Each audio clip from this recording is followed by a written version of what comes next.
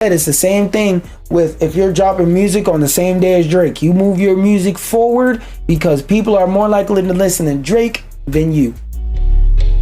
This one, I didn't know what more so to talk about. I just wanted to bring this up to remind y'all, physical media is important. Physical media is important. Physical media is important. A lot of people like this show and a lot of people really fuck with this. So I thought some of y'all might appreciate finding out that this is on physical, being that these streaming services are more iffy now than ever with taking down shit left and right willy-nilly whenever the fuck they feel like it. But something we do feel like thinking and talking about is how Marvel can't help but look back to the glory days as it reportedly taps Chris Evans for Avengers Doomsday as well. Nobody knows yet. And this one, I don't really give a fuck to read the article about. I just want to say the MCU dropped Marvel Rivals, and I guess they just think they're hot shit and that they can do whatever they feel. Because why? You already made the character old and decrepit and made him give up the shield. There's now somebody else taking the mantle of Captain America.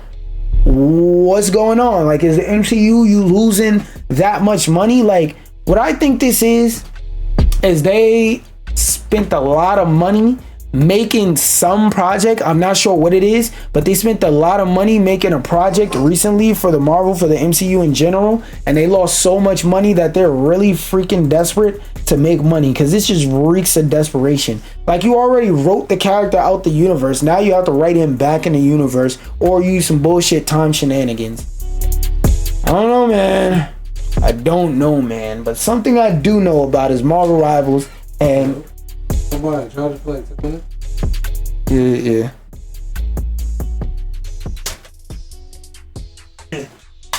Oh, shit. There you go. And I forgot to mention, this is like a little Marvel MCU section kind of, but this one I just want to go, now that I have a little bit more information about Marvel Rivals, I want to go down this list and read about everybody on this list and see if I really truly think they're overpowered or not. But something that I do think is overpowered is the power of getting some water in your mouth. Take your ass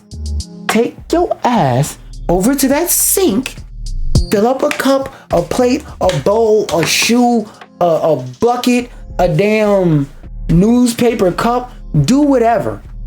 Fill this up with the beautiful liquid that blesses the earth and ingest some of it. You need it.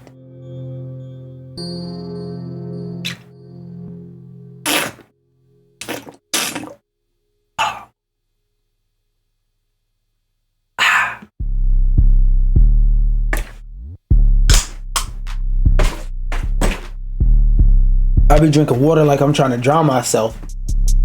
Now let's talk about how they think these are their top 8. And what is their criteria? Because I don't even want to read the little joint. What is their criteria though? I seen the word Squirrel Girl by mistake.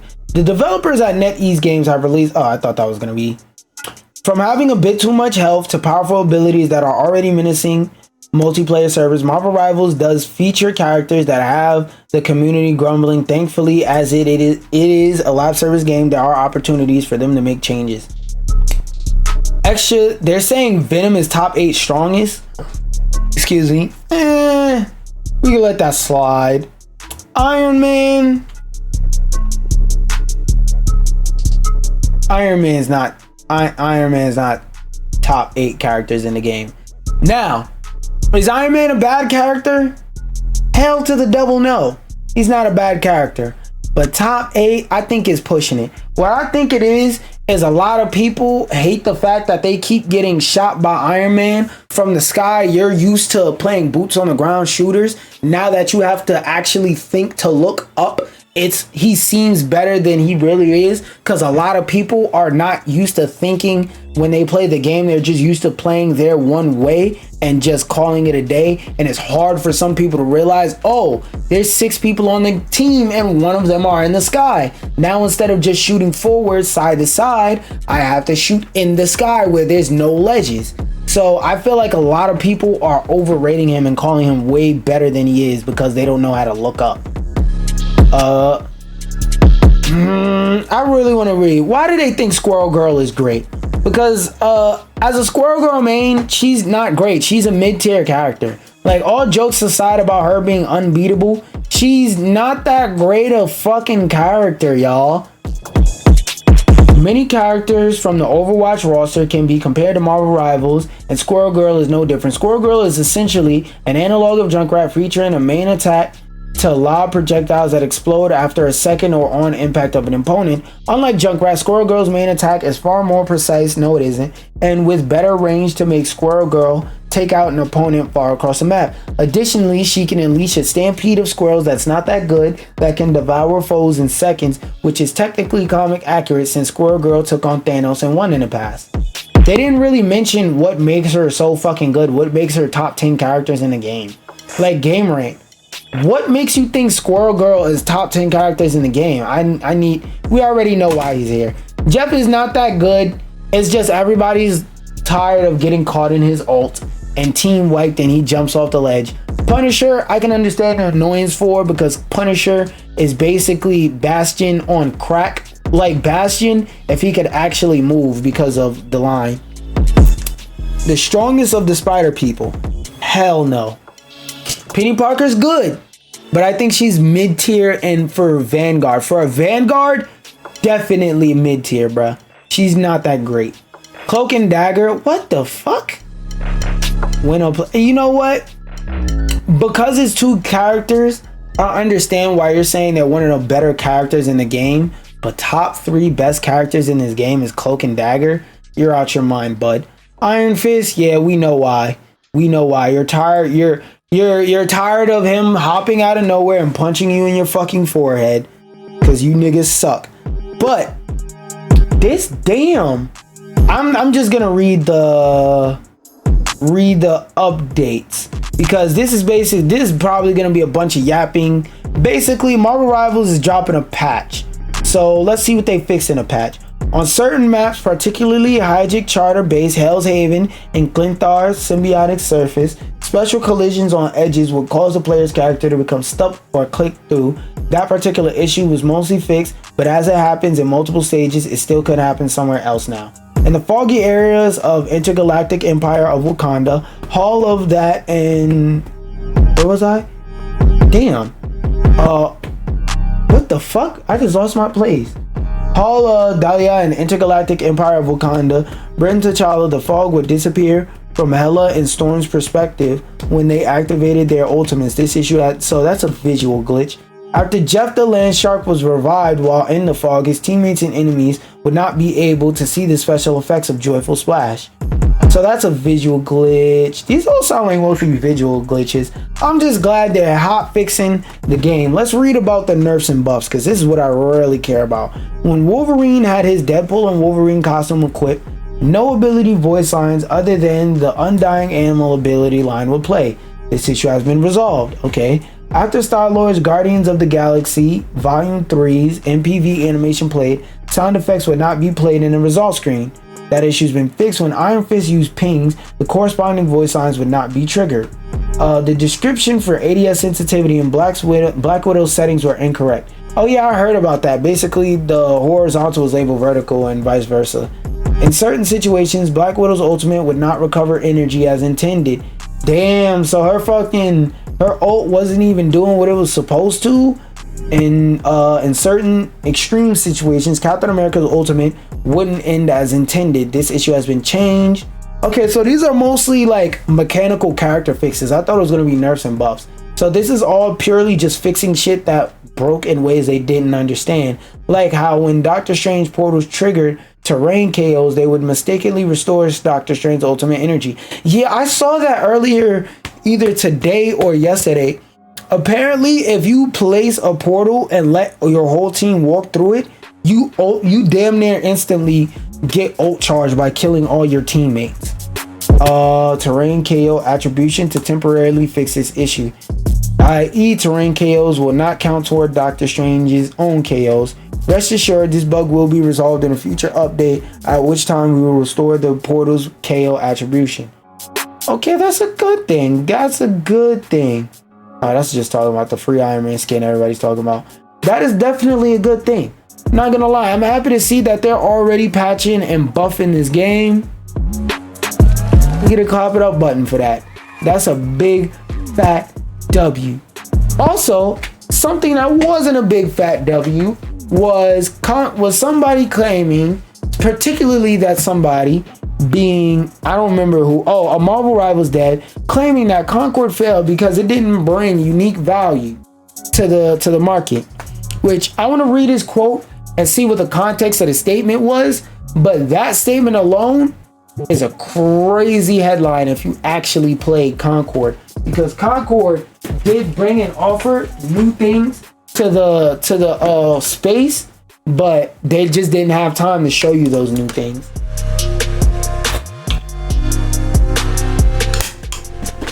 But let's read on. No thanks, keep reading. It's all Xitter. The game has already been shut down. Given the industry's current state and apprehension about live service and hero shooter games, yeah, there's too fucking many. Not all of you niggas can be Fortnite and Marvel Rivals, okay? Okay? Some of y'all don't need to make hero shooters. Y'all, not even just hero shooters. Some of y'all don't need to make live service games. Y'all need to, a lot more studios need to make wrap it the fuck up games, where you make a game, you wrap up the fucking development and move on to the next game, because not every studio excuse me, has the proper talent on their team to run a live service game. Because I'm not gonna say running a live service game is more difficult than running a traditional just release it and glitch fix game, but it takes a different type of team and a different set of skills to continuously and constantly update a game and keep it fresh and replayable for people playing the game. Because when it comes to live service games, half the reason why people play them is because they're free and they don't have to pay, and people have a lighter sense of judgment on something when they're not forced to pay for it. And when, if they do pay for it, is if you like it, you pay. If you don't like it, you don't pay. So it's very different when playing a free-to-play game. And a thing that is most different is the way that you have to carry on with the game. And not every, like I said, not every studio has the talent to do that. But Marvel Rivals game director Thaddeus Saucer spoke with the video gamer recently about the game's launch. Naturally, the topic of Concord came up. Saucer said that Concord didn't bring any unique value, which I disagree with, because they did several things that I would say brings unique value. They reinvent that, because what I think it is a lot of people, think that in order to be successful or to get any kind of success, you have to reinvent the wheel.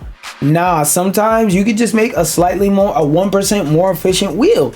Sometimes being the best option on the market out of this specific market space is just better than trying to reinvent the wheel. Because not everybody's gonna invent something on par with...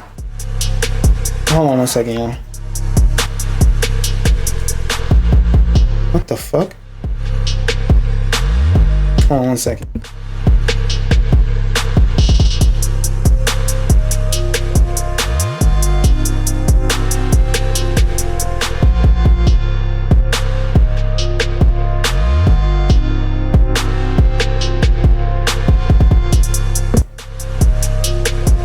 Oh, I butt dialed myself just now. I was confused as fuck.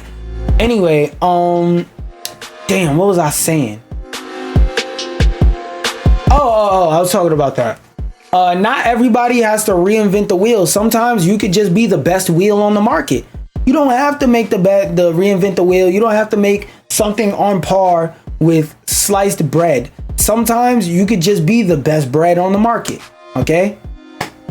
I feel like not enough people understand that, and everybody thinks they have to come up with this revolutionary, mind-breaking invention. And it's like, yeah, if you do that, that's cool, that's great. I'm not discouraging being unique, being yourself, but sometimes you don't have to be unique. You just got to be the best at doing that.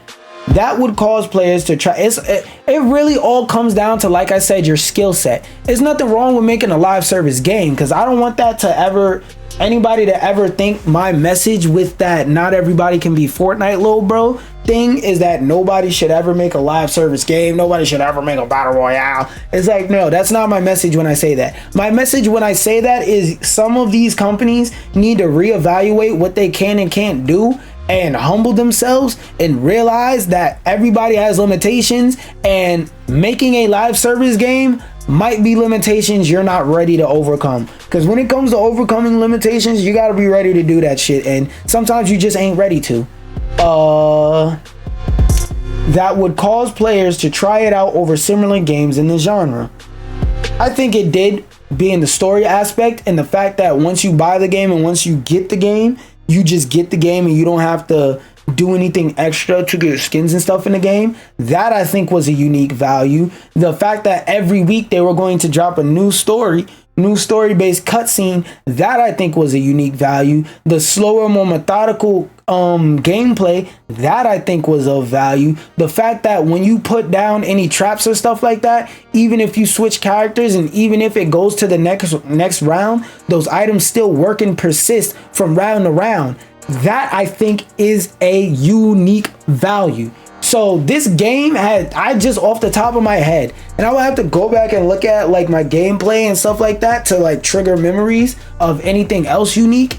But like this game did do unique things that gave it its own value.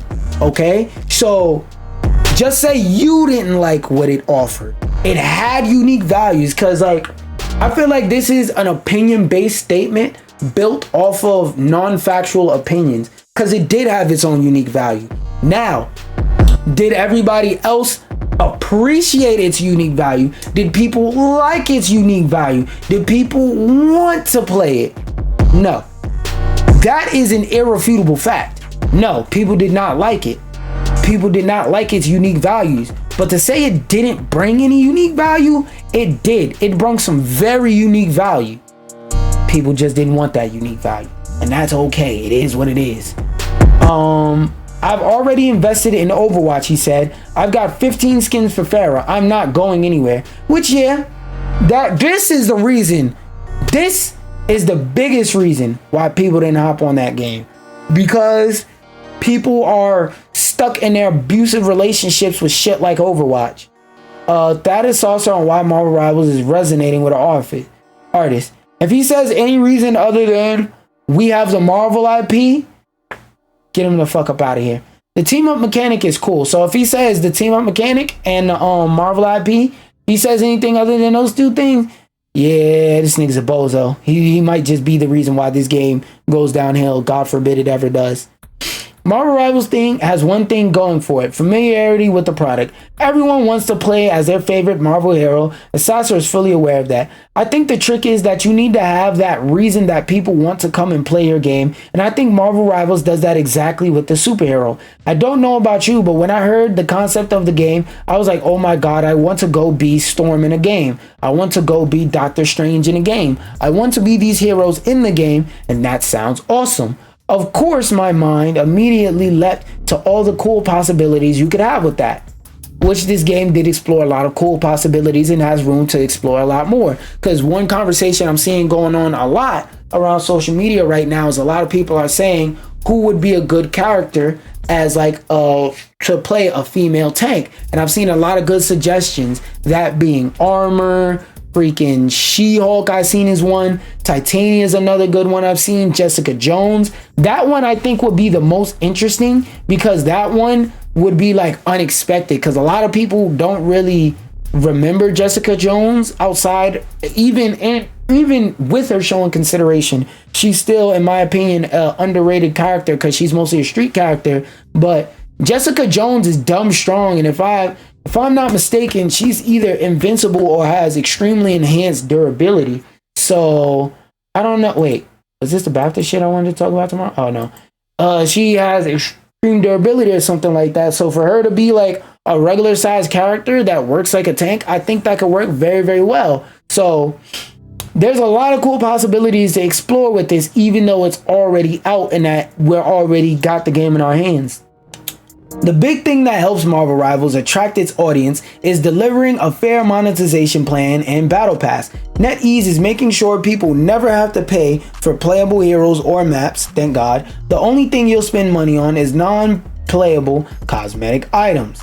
And they're yapping trying to get you to play more articles, but I don't see the context for this original statement other than what they gave us about him saying that the game didn't bring any unique value, which again is a lie from the pit of hell. Now, to say people didn't like or enjoy the unique values that it brought with it to the gaming scene, fine, fair, that's fair game. That I won't argue with you against. I won't argue with you on. But to say that it didn't have any unique values when off the top of my head I named 3, that being the weekly cutscenes that expand to the story. So every week a fully animated cutscene was supposed to drop that adds on to the story.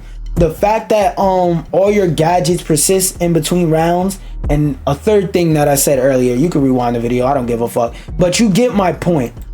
Something else I saw that I wanted to talk about was the fact that the Sony Marvel MCU situation that was going on apparently is no more. So let's watch a video about it. To their Spider-Man spin-off universe, which is awesome, but there's a catch. So this week we get what is said to be now the I forgot to turn on my filters. spin-off universe, Kraven the Hunter. A movie I actually don't think will be all that bad, but now Sony is just wanting to focus on making Spider-Man centered movies. This includes Tom Holland's upcoming Spider-Man 4, the Beyond the Spider-Verse movie, Okay. their Spider-Man Noir TV show. Ooh, this is supposed to be a Spider-Man Noir TV show? I did mention there was a catch. The article that made this announcement is saying Sony is only putting a stop to it for now. People don't realize the main reason Sony does this is so that they can extend the rights for having Spider-Man. They have it in their contract with Marvel that they need to have a Spider-Man movie in production every 5 years. And if they don't meet that requirement, they lose the rights and it goes back to Marvel. Or just so that they can take time with their big money makers like so that's why these shitty ass movies kept coming out. That actually makes sense. So it didn't matter that these movies sucked donkey balls and that nobody wanted to see them despite the fact that they kept coming out. If what he's saying is based on facts, what I think is probably happening, just to like expand on what he's saying in case you're not understanding why he said what he said, basically what they're doing is they're making these shitty movies that they don't give a fuck about, and they're throwing it minimal funding because they know however much they lose making these shitty movies, they're gonna make back twice as much per movie when that new Spider-Man movie comes out. I get it now. It's a business move. I understand it now. rush those movies out. So honestly, I don't even know if Sony cares that Morbius, Madam Web, and these other movies are a flop, because at the end of the day, it helps them keep the Spider-Man rights. Why is it so loud? To the universe now, if they ever come in danger of losing the rights, they're gonna poop out a Spider-Man spin-off quick just to keep those rights. How you guys feeling about this? I actually understand it now. Now that I have context as to why, I finally have an answer as to why they keep dropping these bullshit ass movies. Cause I was sitting here every time they drop one of these movies, like, yo, these bullshit ass movies, like, bro, what the fuck? Like, man, these shits is ass upon ass. Gaming Bolt, your articles never fucking work. I use Raindrop. I save the link to your goddamn articles, and every time I open them, I get 404 not found, and it's the same goddamn link as if I go to your front page and click the same article. Like, look, Indiana Jones and the Great Circle different from Uncharted, blah blah blah blah blah. And I'm not reading this fucking article anymore. I just want to show Uncharted. Okay, let's go front page. Control F.